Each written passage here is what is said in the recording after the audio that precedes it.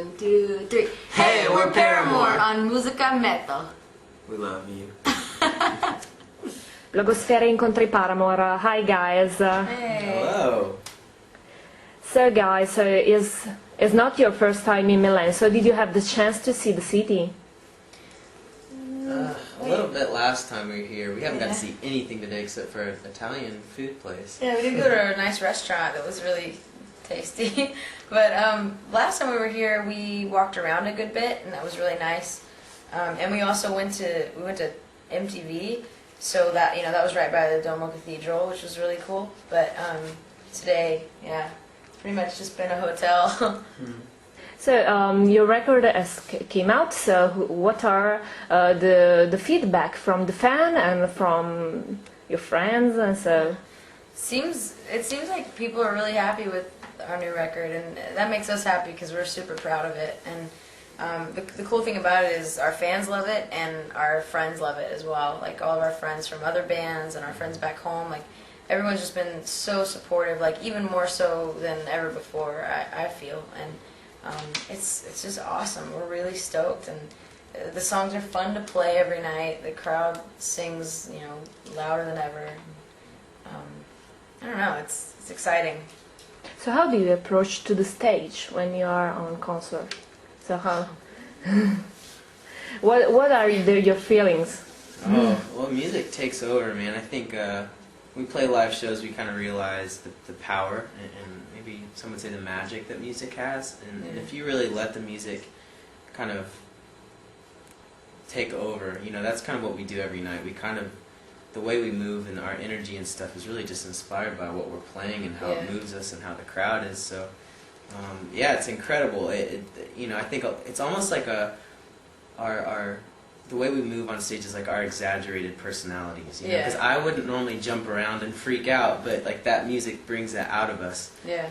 So I would hope just be a translation of maybe what that music would look like. Yeah. What about you are going to meet your fan in a couple of hours? So what is the approach of the fan to you? So what is there something that a fan made for you especially, or some crazy stuff that happens at the concerts? Can you say something about it? Yeah, we every day, when we meet fans, they always bring us tons of gifts, and they make us food, or they make us clothes, or they make us food. Yeah, like really? They'll bring us cakes and things like that. I mean, it's crazy, and it's so funny because when it first started happening, interviewers would be like, so what do you like to eat on the road? And we would just start saying things that we knew kids would bring. We'd be like, Sour Patch Kids, like candy, and then sure enough, some kid would bring us Sour Patch Kids, and it's just funny. It was funny to us because we never thought that we would have such a dedicated, such a fan base that's so excited that they just want to they want to give you anything that they can, and we feel that way about them, when it comes to our music and choices that we make on a daily basis. We're always thinking about them, and we're always trying to say, well, what's good for our fans? Is that going to make sense to them? And, I mean, obviously we're true to ourselves, and we do what we know is right for us, but they're always, they're so motivating and inspiring all the time. You worked with the producer of the Green Day. So, what do you think about the music scene for punk or punk rock scene? It seems that the most important genre now is emo and not punk or rock. What do you think about? I mean, I feel like genres of music are always constantly evolving. I mean, punk certainly went through.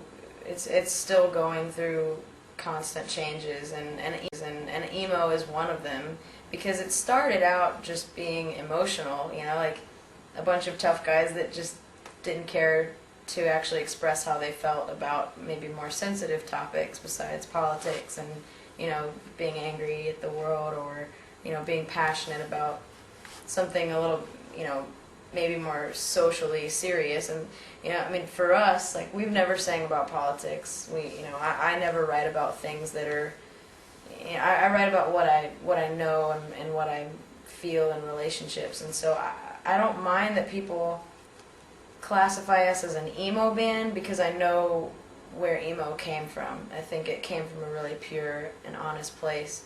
I don't know. I think it's cool to see how music changes all the time, and the fact that we made our record with Rob, who produced Green Day, and he's produced Jawbreaker and a lot of punk bands, but he's also produced like really pop music, and he produced Avril Lavigne, like complete opposite side of the and besides that, like he's worked with all sorts of people. So to us, it's an amazing thing to bridge the gap between the underground scene that is always, it's ever present in the music and the music world, and then also the mainstream. Like we think that we're in a really good spot because we are conscious of punk music and of emo and indie music and all that stuff, but we also are on the radio.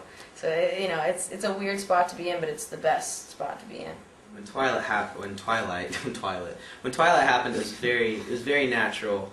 It was something we'd never done, but we were really excited about it, and it just came from a very honest place. And I don't think we would do that unless something like that happened again. I don't think we're trying to get on movies.